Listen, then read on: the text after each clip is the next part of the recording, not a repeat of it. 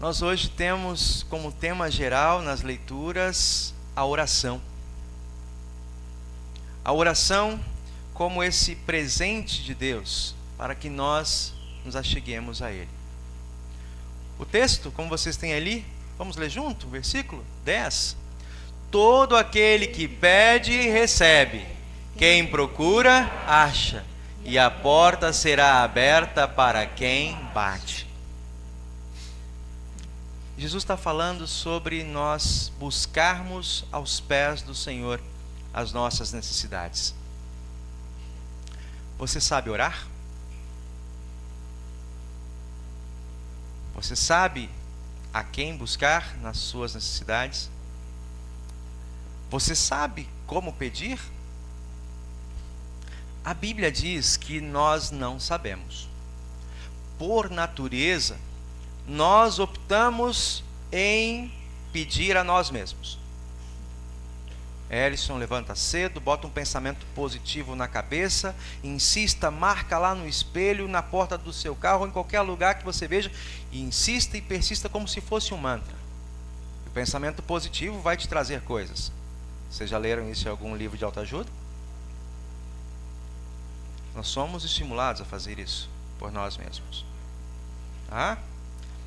Quando dá certo uma vez, duas vezes, aí você pensa, foi por causa do meu pensamento positivo. E isso se chama reforçamento positivo. Você condiciona o seu cérebro. Algo que já está em você ecoa como é assim, e carimba. Só que a palavra do Senhor, ela diz para nós que os pensamentos dos homens podem muitas vezes levá-los por caminhos que são bons, mas que ao final revelam-se como caminhos de morte. Porque muitas vezes nós fazemos associações erradas, agindo como se fôssemos autossuficientes, como se não precisássemos de um Deus Criador. Nas minhas leituras, meus irmãos, e eu entendo isso, que não foi nada, ao acaso, que quando os discípulos de João, os discípulos de Jesus, chegam para perguntar a ele, ensina-nos a orar como os discípulos de João o ensinaram. Jesus escolheu essas palavras maravilhosas que começam a oração. Essa oração que nós chamamos a oração sacerdotal, a oração primaz, a oração das orações. Sabe por quê? Porque não é qualquer um que está orando. Não é qualquer um que está ensinando. Quem é que está ensinando a orar? Jesus. E quem é Jesus? Deus. Deus. Jesus é Deus. Nós podemos aprender, e eu acho que é muito importante a gente falar aqui também, adultos e crianças, de que palavras movem, exemplos arrastam. Por que que os discípulos de Jesus ficavam tão intrigados e queriam aprender com ele sobre oração? Porque ele orava. Ele orava. Ora, pastor, mas se Jesus é Deus, Deus fala consigo mesmo? Sim. No início do mundo, quando Deus criou todas as coisas, e Ele foi criar o ser humano à sua imagem e semelhança, sabe o que Deus falou? Façamos o homem à nossa imagem e semelhança. Ora, se era um, Ele estava falando com quem? Com Ele mesmo. E lá estava Jesus. E lá estava o Espírito Santo. Conversando. Vamos fazer um negócio aqui juntos? Porque junto fica melhor. Unidos fica mais forte. No exemplo dos pais aos filhos, pais, tirem tempo, vocês mesmos primeiros, para falar com Deus em oração. Não precisa ficar, vai lá, antes de dormir faz oração. Faça você mesmo a sua oração. Permita que teus filhos te vejam orar. Ao invés de criar aquela ideia de um pai e uma mãe super poderosos, que com a adolescência começa a ruir, a cerâmica vai caindo, Desde cedo, permita que seus filhos vejam que você tem acima de você um Pai, um Deus que te ouve, um Deus que se dobra à sua necessidade. E eles observarão e caminharão. Vai ser fácil? Não. Imagina se você não fizer. Então, não se constranja. Tire tempo. E como Jesus fez com seus discípulos, fale insistentemente com Deus. Interessante um outro aspecto que essa palavra de Jesus traz para nós. No Antigo Testamento, quando vocês forem pesquisar, quais são os nomes pelos quais o povo chama o nome do Senhor? Talvez aquele nome que está lá na sarça ardente, eu sou. Aquelas palavras que apontam para o nome de Deus eram impronunciadas. Sabe por quê? Não é porque era difícil. Porque o nome de Deus é santo. E a nossa boca é uma boca que faz besteira. Nós somos pecadores. Então o povo com muito temor dizia: como eu, um pecador, vou abrir a minha boca e proclamar o nome desse Deus que é todo poderoso, que é santo, é o Criador do universo. Ele com o mundo se faz e com tudo se torna pó. Eu chegar diante desse Deus? Chego nada. Você imagina que lá no templo, quando as pessoas entravam no templo, o tabernáculo antes disso, primeiro tinha aquele quintal lá fora. Lá ficava o povo comum. Aí os sacerdotes, os levitas, eles é que entravam, realizavam os sacrifícios, e uma vez por ano o sumo sacerdote entrava com uma cordinha parecida com essa assim amarrada, lá fora, na cintura, e ele vinha fazer os sacrifícios. Se ele tivesse feito alguma besteira, um pecado que ele não confessou, ele era fulminado ali mesmo. E quem é que tirava ele de lá? Puxa na cordinha. Eu quero dizer com isso, as pessoas tinham num temor real com Deus, medo de pronunciar o seu nome. Por isso elas o chamavam de magnífico, excelso Criador, Senhor dos exércitos, majestoso. E aí vem Jesus e ensina de uma maneira diferente. Jesus diz assim: olha, quando vocês forem orar, Deus não vai deixar de ser esse Deus todo-poderoso. Não, Ele continua esse mesmo. Mas Ele quer que vocês, ao orarem, chamem de Pai. Pai. A palavra Pai, em português, traduzida a português, é Pai, é bem simplesinho. Mas no texto original é Abba. Abba eu tenho certeza que o Pedro já fala. O Pedro já fala Abba, Sofia? Ah, deve. Já fala mais difícil ainda, já fala papai? Abba. Abba. Olha que coisa simples na sua boca. Abba. Exatamente para isso, para que nós entendamos que nós somos filhos de Deus. A nossa condição, ela é de total dependência, como a do Pedro. Abba. E aí a mãe que tenta entender. É leite, é água, né? É sono, é a caca. Eu tenho certeza, né, minha comadre, que tu já sabe, né?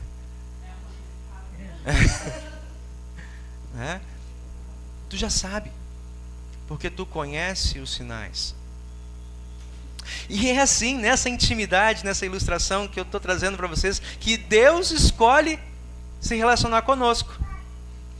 Quando vocês se dirigirem a esse Deus Criador do céu e da terra, tenham a segurança de que por meio da reconciliação que Ele mesmo providenciou através do Seu Filho conosco, quando o sangue vertido na cruz, quando as palavras pronunciadas naquele brado, está consumado, ou tetelestai, está paga a conta, Alexandre. Está paga a conta, Tiago. está pago a conta, não tem mais nada. E insistir em pagar de novo, que é uma tendência da nossa razão, não, que isso? Salvo pela graça, eu não tenho que dar nada em troca. A gente, de pastor, colega meu, diz assim: nós homens nos sentimos profundamente incomodados com isso. O nosso orgulho viril, como isso? Que eu não tenho que fazer a minha parte? Como isso?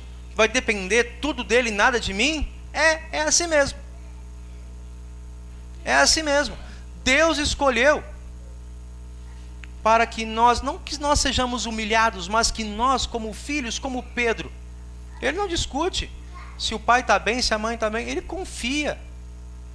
E a necessidade dele ele põe para fora. Estou sujo, estou com fome, estou com sono, estou sozinho. Ele põe para fora, ele expressa. Seja num aba ou num choro. Ele vem como filho pequenino. Nós também somos convidados por Jesus a nos dirigirmos a esse Deus de amor. Ele continua todo-poderoso, ele continua o Senhor dos Exércitos, ele continua o Criador, ele continua sendo aquele que no dia do juízo final vai aparecer e todos os olhos o verão. Quem creu e quem não creu. Mas hoje não é dia de juízo. Hoje é tempo da graça. Hoje é tempo da oportunidade. E Jesus de novo vem ensinar a você e a mim que quando você se sentir sozinho, órfão, desamparado, desacreditado, não vá buscar em livro de autoajuda, mas abra na palavra que Ele te dá. Pai, onde estás? Fala comigo. Fala comigo por meio da tua palavra e te mostra esse Emanuel, esse Deus que se coloca comigo, esse Deus que pisa comigo, que caminha comigo todos os dias. Ele disse, não foi outro: eu estou com vocês todos os dias, até a consumação dos séculos. Esse Jesus que vocês ouviram hoje dizer, Ele abre para você e a mim, portanto, esse acesso que antes era fechado. Mas que no dia em que Jesus bradou na cruz, a Bíblia diz que lá no templo, no Santo dos Santos, onde tinha uma cortina enorme, aquela cortina se rasgou de alto a baixo. Acidental? O que ela queria comunicar com isso, meu irmão? Agora não há mais separação entre Deus e os homens. Porque por meio do seu Filho, Deus reconciliou-se com cada um de nós. E Ele faz isso com cada um de nós, todas as pessoas. Olha o que disse hoje para nós aqui em Colossenses. Quando nós muitas vezes trazemos embaraços, empecilhos, para que desfrutemos dos presentes de Deus. Quando muitas vezes estabelecemos, por causa da nossa razão e a nossa tentativa de barganha, que isso? Eu tenho que fazer a minha parte. Né? Que isso, meu filho também tem que fazer. Eu ensino a ele as coisas do que é certo, do que é errado, dos valores, né, de cumprir a parte dele. E aí eu acabo esquecendo que com Deus a conversa é diferente. É certo falar sobre honestidade, é certo falar sobre o valor do trabalho, é certo sim de que se você tem 2 pés, 2 mãos e uma mente que Deus te deu, que você ponha isso em serviço ao seu próximo e que tenha dali também o seu sustento digno. Sim, mas não generalizemos, porque quando nós falamos de justiça diante de Deus, todas essas coisas precisam ser deixadas de lado. O assunto aqui é outro. Nós estamos falando de uma graça que Deus derrama sobre nós, porque de outra maneira, ninguém, nem adulto, nem pequeno, ninguém teria acesso. Ninguém teria condições de dizer assim, eu vou falar com Deus. Não, nós nem mesmo sabemos orar. Ninguém diz a palavra do Senhor, Senhor, Senhor. Ou seja, Deus meu, né, meu Pai. Ninguém diz se não for pelo Espírito Santo. Portanto, antes de eu dizer, sim, hoje eu escolho sair nesse dia lindo que eu poderia estar na praia, no campo, na fazenda, eu quero ir para aquela igrejinha lá em Campo Grande. Se não fosse o Espírito Santo te futucando desde ontem, para hoje você acordar cedo, se arrumar, e todo bonitinho, bonitinha, né? Alguém sair lá de Juiz de Fora, descer ladeira abaixo, né? É isso. Os meninos que estavam dormindo, chegando aí hoje, eu vi, hoje cedo, um veio de Batman aí, todo arrumado, né? Quem te moveu para fazer isso? A palavra nos assegura. É o Espírito Santo. E o Espírito Santo nos é dado como presente de Deus, por meios que Deus mesmo escolheu, para que nós tenhamos segurança, não por causa de Deus, não por causa do Espírito Santo, mas por causa de nós, para que nós tenhamos certeza e segurança para testemunhar para qualquer um, aqui tem salvação. Por quê? Porque Deus diz por meio da sua palavra. E quais são esses meios? Batismo. O batismo não é apenas um rito cerimonial, histórico, cultural. Não, o batismo é uma maneira de Deus agir ao alcance dos nossos olhos, aos nossos sentidos, de uma maneira tangível, nós termos acesso àquilo que Ele afirma. Por meio do batismo, vocês agora são meus filhos. Aquela justiça de Cristo, e aí a razão pira. A razão pira. Aquela justiça de Cristo que Ele derramou lá na cruz do Calvário, se não fosse o Espírito Santo, você nem sabia. Se não fosse o Espírito Santo, você ia virar a Bíblia como mais um livro de literatura. Mas o Espírito Santo te faz crer, te faz sentir-se constrangido. Gente, Ele morreu pelos meus pecados. É como se todo mundo sumisse da terra e tivesse só você e Jesus estampado diante de você, derramando o seu sangue, foi por mim. Quem te convence disso? Não sou eu posso fazer doutorado em comunicação. Aí vem uma criança e fala assim, Senhor Jesus, cuida da minha casa, do meu pai e da minha mãe. E você se derrete. Porque quem está falando? Não o intelectual. É o Espírito Santo. Ele usa. No batismo ele faz isso por meio da água, unida à sua palavra, ele opera a salvação. Para o adulto e também para o Pedro. E essa é a alegria desse culto hoje. Por isso que esse culto hoje é festivo. Porque no céu os anjos estão assim, vai logo pastor, termina o sermão, termina o sermão. Eles estão lá no céu assim. Mas eu quero tornar vivo para vocês as coisas maravilhosas que Deus dá para nós. E é por isso que a igreja cristã, em toda a sua história, e eu vou dizer assim, aqui no Rio de Janeiro nós somos poucos, não, luteranos não somos poucos, mas como cristãos somos muitos. E é esse nosso testemunho. Simples, singelo, mas eu não deixo de falar, porque eu sei que Ele é poderoso.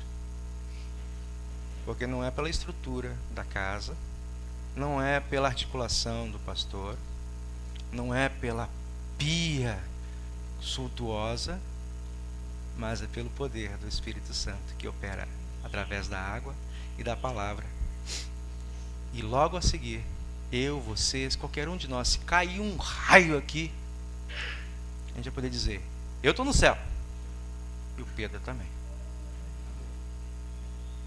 Eu sei que o Espírito Santo pode agir de outras maneiras, mas para que nós tenhamos segurança e possamos dar testemunho para um mundo incrédulo, Ele nos dá esses modos. Preguem a palavra, insistam, seja oportuno ou não, preguem a palavra. Batizem todas as pessoas indistintamente. Recebam. Alimentem na Santa Ceia da Comunhão. Deus nos dá esses instrumentos de graça, de perdão e de salvação. E é esse o trabalho maravilhoso que Ele entregou. Os anjos estão lá em cima.